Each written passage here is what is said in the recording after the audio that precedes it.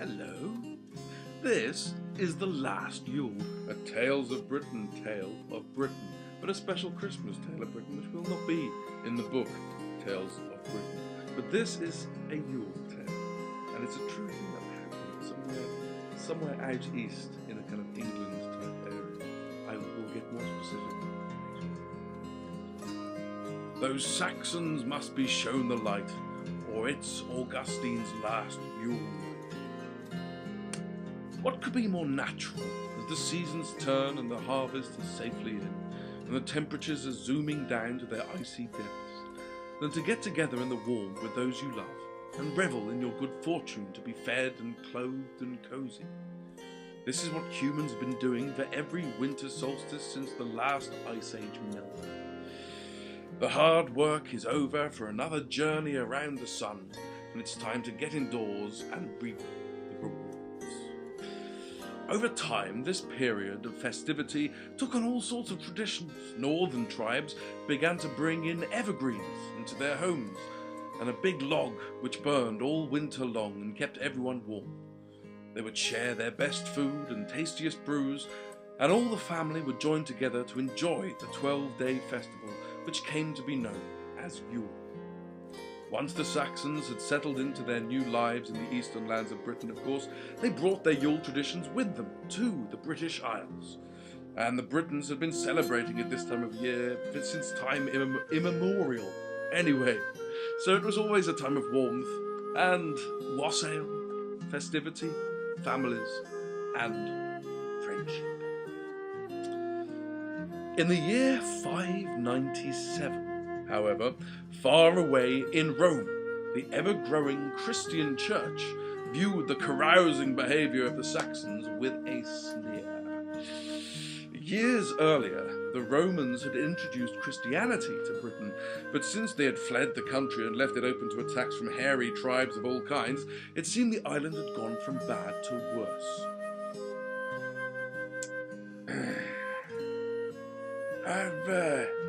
I've had it got fun at those bloodthirsty pagans getting away with it, announced Pope Gregory the Great, so called because he thought he was great and liked everyone to know about it. Hey, someone bring me that Augustine guy.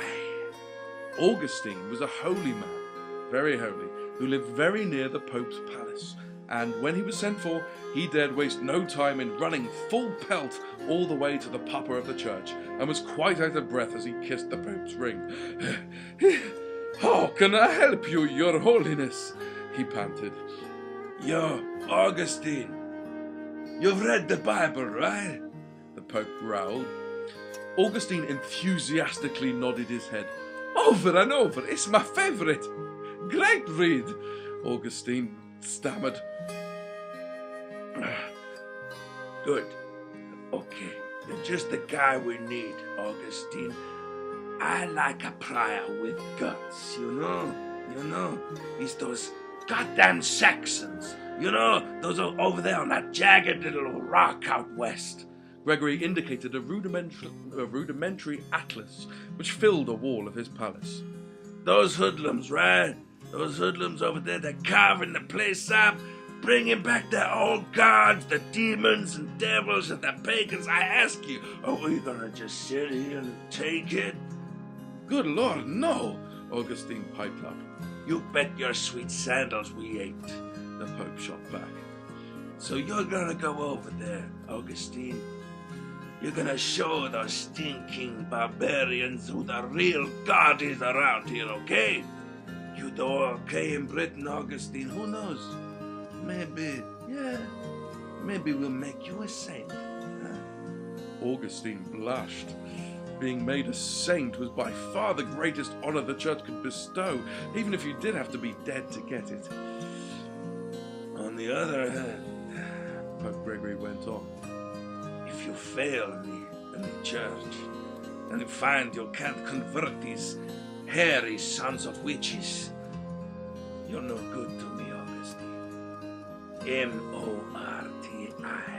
No good, capiche? And he emphasized his point with a finger slitted across his neck.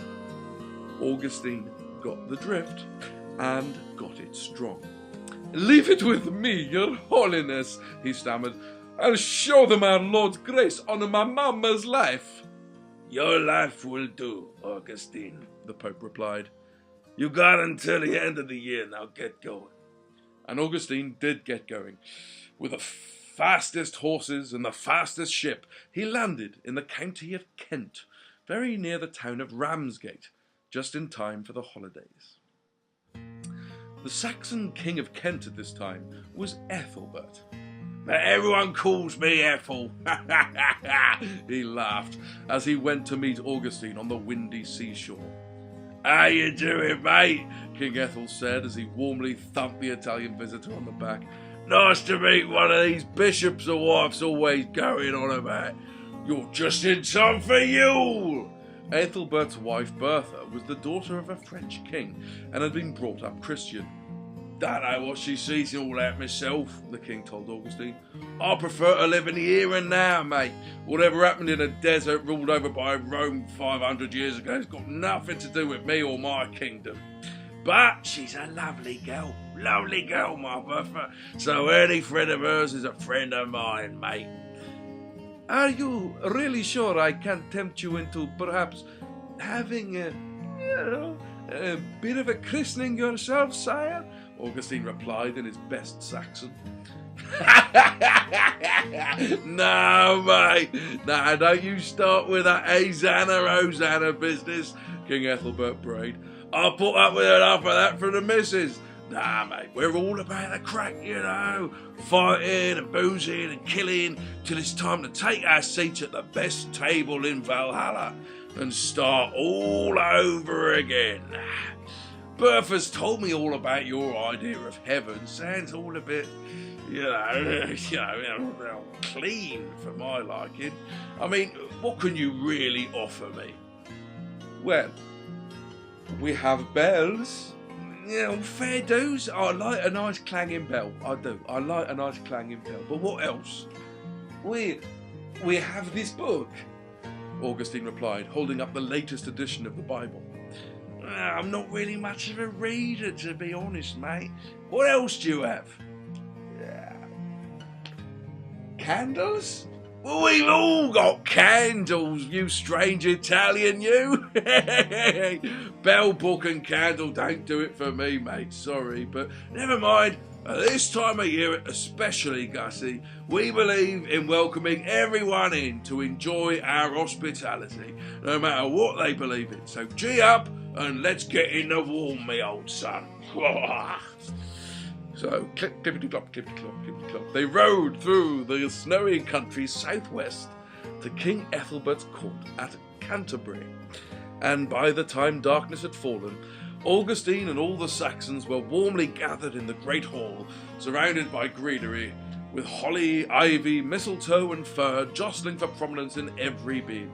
An enormous feasting table sagged, with all the tasty fruit, slow-roasted meats and potent wine, mead and ale, everything they could need for 12 days as the great Yule log, positively an entire mighty oak tree, roared and sparkled its warmth from the hearth.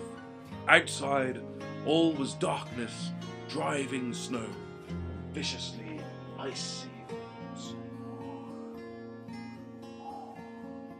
But everyone was having a simply wonderful Yule time, singing Yule songs, scoffing roasted birds, and drinking in the traditional English way, as if somebody was going to take the booze away from them.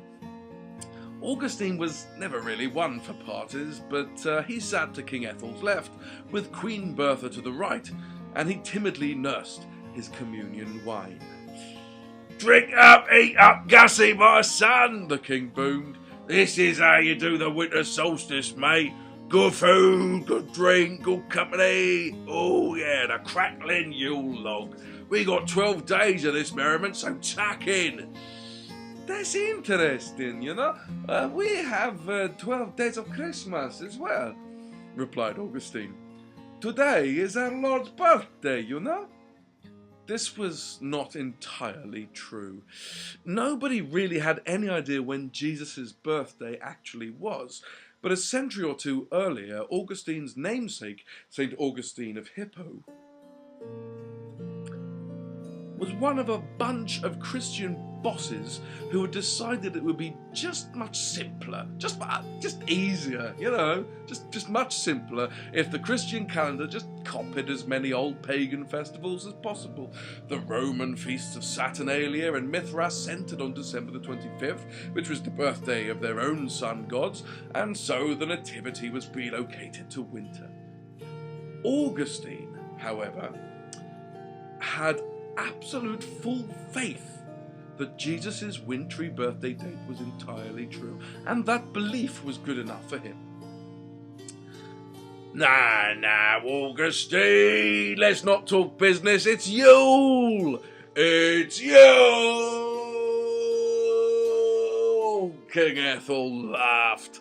All over the place he was, carousing, downing another scull of double-strength mead.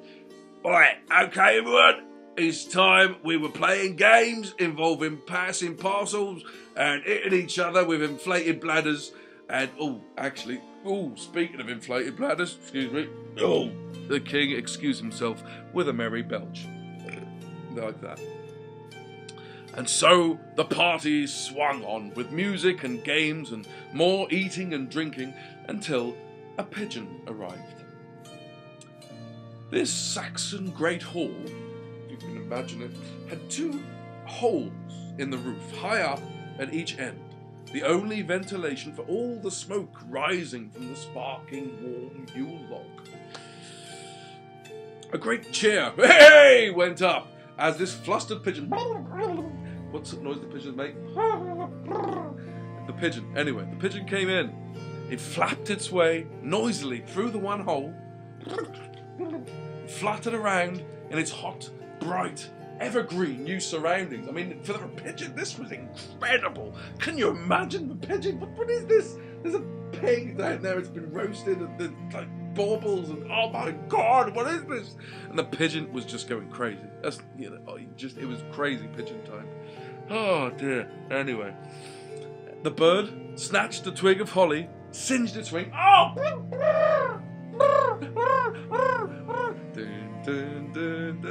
Yeah, that's enough, sorry. The pigeon frantically flapped its way back through the other hole and out into the cold, unforgiving, icy Yule night. King Ethel turned to his esteemed foreign guest and grinned. You see, Gussie? That poor pigeon's time at our party was exactly like life. He came flapping out of the howling void into this world of light and heat, of colour and noise, plenty and pain, only to fly, wounded, back out into the darkness of cold, dark nights. Enjoy it while you've got it, my son. And, very pleased with his festive analogy, the king downed another vase of wine. A fascinating analogy, Augustine replied. Another what? Ethel burped. A parable, a small story with a big meaning, my liege. But there is another way of looking at it. Listen to him, darling. This will be good, Bertha said, half holding her husband up as he tried to focus on the guest. What are you saying now, Gussie? What is going on? What? Oh, God, Gussie, what? You see, to a Christian, our lives are dark passages in the stream of light that is God's love. To those who know God through the window is a paradise. Augustine took a big gulp of his communion wine, and King Ethelbert just gaped.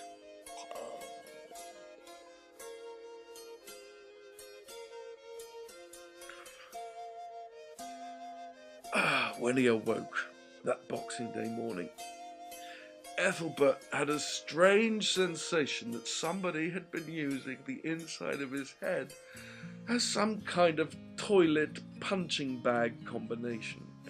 and there was another 11 days of feasting ahead. His mouth was dry, his eyes were bloodshot, and he turned to Bertha with a grimace. Darling, please tell me, quietly,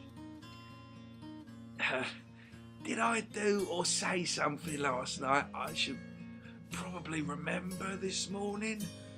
All I remember is wine. Why, of course you did, my dear Ethel, Queen Bertha barked with a grin, ignoring her husband's groan of agony at the volume of her voice. Surely you remember the christening? Oh, Thor! Oh, I didn't. You're not telling me that I signed up for this new religion, Bertha. You signed everybody up to it, my love, Bertha beamed. You said that Brother Augustine's analogy about the pigeons was so inspiring. Absolutely everybody should get baptized Christian before they were allowed to go to bed. We've done the whole court and the village outside. What a wonderful Christmas present. King Ethelbert shook his head and cringed with pain once again. And in fact, he didn't really cheer up again until he accosted Augustine on his way back to Rome that afternoon. Gussie, mate, Gussie. Oh, this Christianity thing, mate. I mean, what are we supposed to do? Are we not allowed parties anymore? Is that it? No more cakes and ale? No more Yule fun? By no means, my liege. Just a check of the calendar. You'll see we have enough saints to keep you partying the whole year through. Well, except for Lent, of course. Lent? Don't worry about it for now. It's months away. But see, you'll see we have enough saints to keep you partying the whole year through. Only yes, you have loads of them, all sorts of festivals, and at the end of your whole life, you still get to go into heaven, and then you just trust to the Lord. That's how it works. That's basically how it works. Just, you know. Well, at that news, King Ethelbert cracked open a fresh bucket of mead, and the two toasted their new enterprise. And Augustine, after going to Rome, he was invited back to Britain to become the very first Archbishop of Canterbury.